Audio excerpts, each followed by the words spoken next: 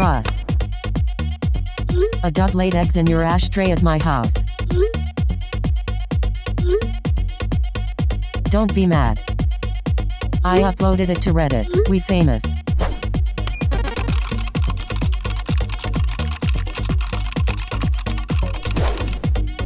I saw this as a good omen for our upcoming trip.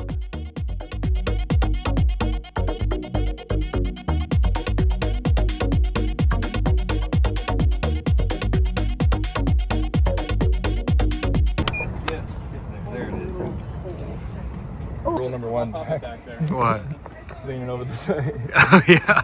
Oh, yeah. Lean over the side with your belt buckle. We are returning to the Klamath Mountains, where my friend Russ's uncle Craig lives. In a place beyond worldly ambition, beyond calendars, beyond the nervous machinery of modern life. I came here in the first episode of Rabies Worldwide and discovered a strange kingdom at the edge of civilization. A half-built house surrounded by a monumental scrapyard of collapsed dreams and future inventions. And surrounding all of it, untouched wilderness.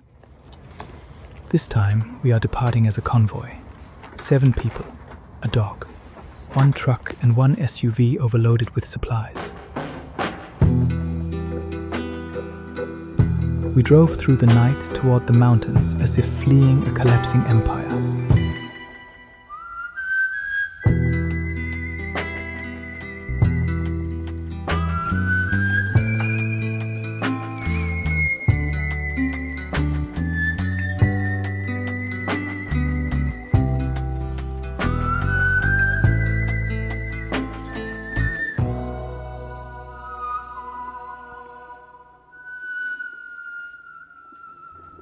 Or I don't know if it'll work, so it was just an idea that I had of how the fuck am I going to do this. When you go to rock bottom, it is technically considered a vacation. No one will pressure you to work. No one will criticize you for sitting in a lawn chair all day, drinking beer and staring into the trees. But there is an unspoken understanding that you are there to contribute, to work for the colony, or perhaps to work for Craig, though Craig himself would never ask this of anyone. It is simply the culture of Russ's family. When you visit, you help. You patch a tire. You tarp the patio for rain. You clean out a shed. Some families communicate through conversation. Others communicate through small acts of labor. A whole family of backseat drivers barking their unsolicited opinion about how to do something they've never done. It is beautiful. This is...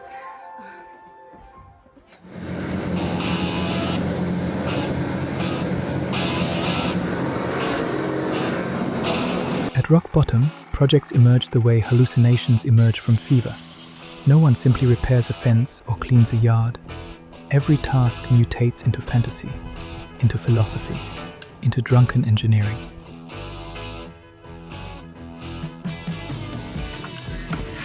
The goals this time were constructing an outdoor shower, building a wood-fired hot tub heated through copper tubing, welding Craig's wash plant for mining gold, and building yard furniture from piles of debris.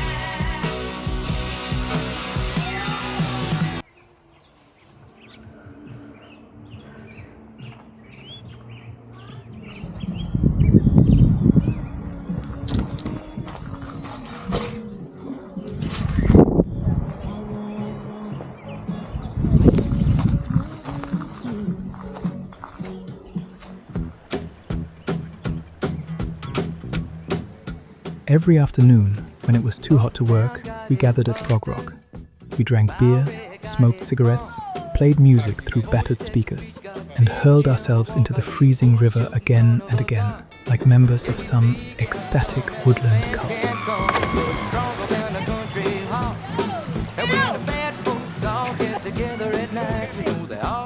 How's it going?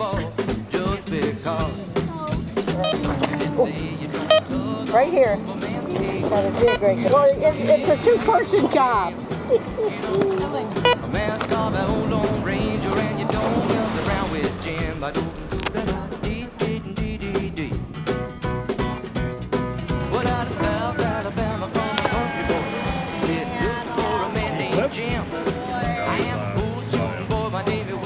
Each day, a frog would swim toward me and stare directly into my eyes.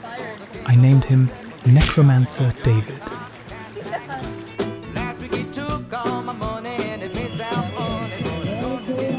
Pretty good sized flakes. Those are good flakes. Yeah, you got some real ones in there. Yep. Because they're... Those are good. Yeah, because... Okay. They were really good. She's awesome. Brienne, I think is her name. At night, we ate dinner and built a fire while Craig told stories about Vietnam, feuds with neighbors, old friendships, mining claims, water rights, and the strange invisible politics of isolated mountain communities. Craig himself is a rare American archetype, a gentleman, a dreamer untouched by irony, entirely committed to impossible projects regardless of whether they take 5 minutes or 20 years. He spoke about a greeting card line he wrote and drew before going to Vietnam. He was sought out by the Chicago Tribune to be a political cartoonist, but his criticism of the war was deemed too extreme.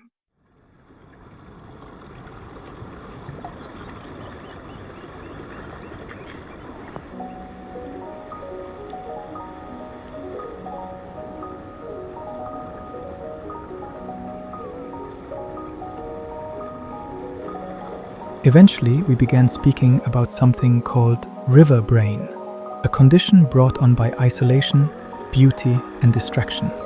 You walk away to find a screwdriver, and 3 hours later, you are welding scrap metal beside a motorcycle. You start discussing whether abandoned generators could be converted into hydroelectric systems. Attention dissolves, time becomes liquid. The junk itself begins whispering possibilities to you. Without Wi-Fi, without running water, without clocks or schedules, the modern world loosens its grip. Days vanish instantly. Coordinating 8 people to accomplish one simple task becomes nearly impossible. Oh, your Wait, stick's my there. stick. We communicated through walkie-talkies and slowly developed code names for one another like guerrilla fighters or children playing war. There were a few drunken conversations about inheritance, about who would someday own this land, about gold in the riverbed, about old men with bad lungs and failing hips trying to sell their houses before death arrived. We fantasized about remaining here forever, starting some strange compound in the wilderness, the exhausted millennial fantasy of escaping Los Angeles and building a parallel civilization from scrap wood and computer brain. Out here, language itself begins to collapse. Plants no longer require names. Animals no longer require names. The mountains do not care what they are called. These words exist only in the minds of men. So I'll just fade it from my camera to this. I just was Nice. hanging out with Jesse at some point and realized that I don't have any hobbies. He's like, do you do anything just for fun? And I was like, not really. Guitar deck. That's so cute.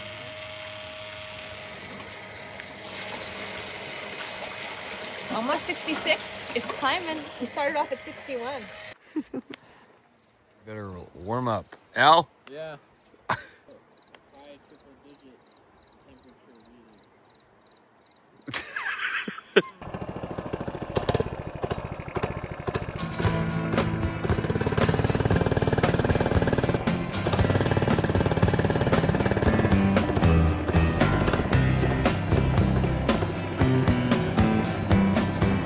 Someone told me long ago, there's a calm before the storm.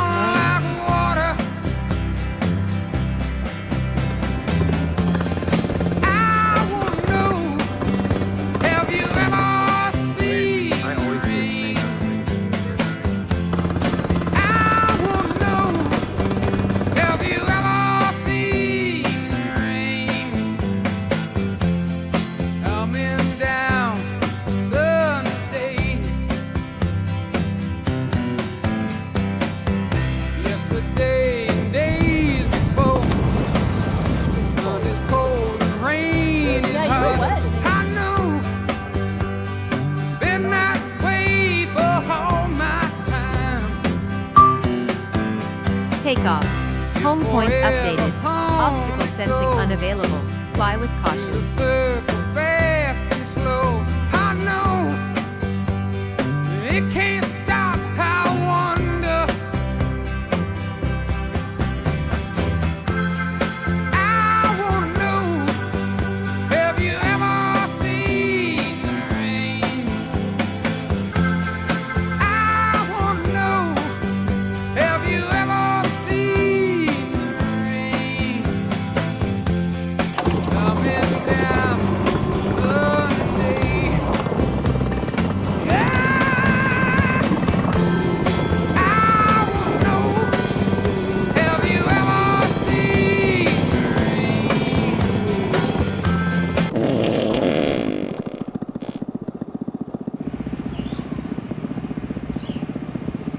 You okay? You know, it's probably the last place I'm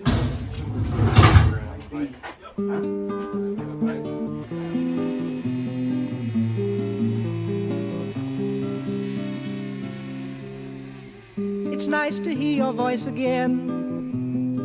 I've waited all day long, even wrote a song for you. It's strange the way you make me feel. With just a word or two, I'd like to do the same for you.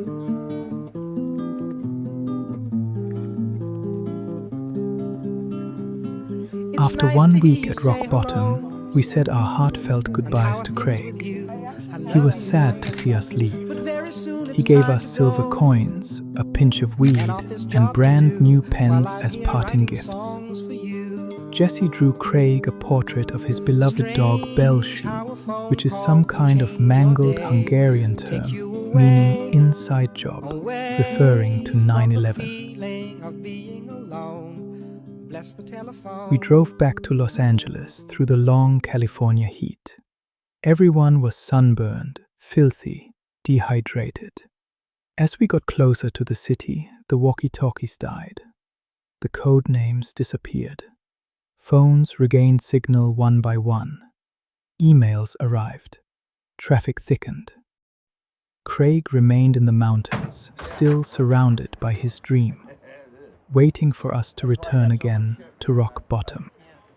We will be back again soon, my friend.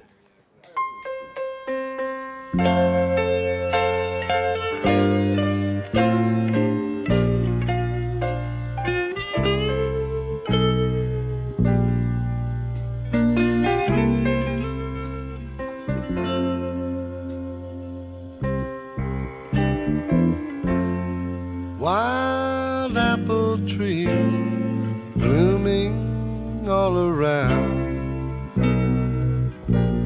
I must be in a good place now.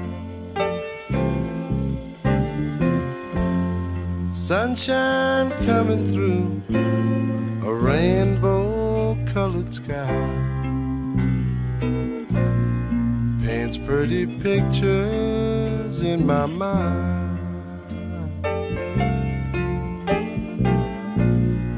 Oh, what a good day to go fishing.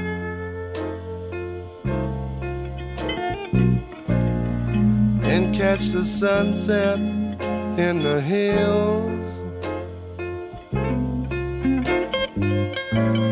And dream of my yesterdays and tomorrows. And hope that you'll be with me still.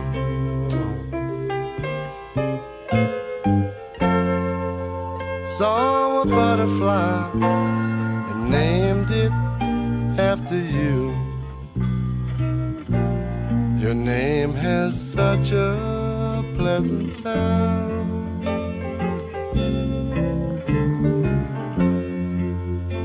Love is all around, and all I see is you. I must be in a good place now.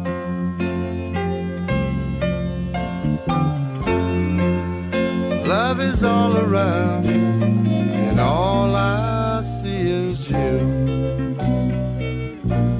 I must be in a good place now.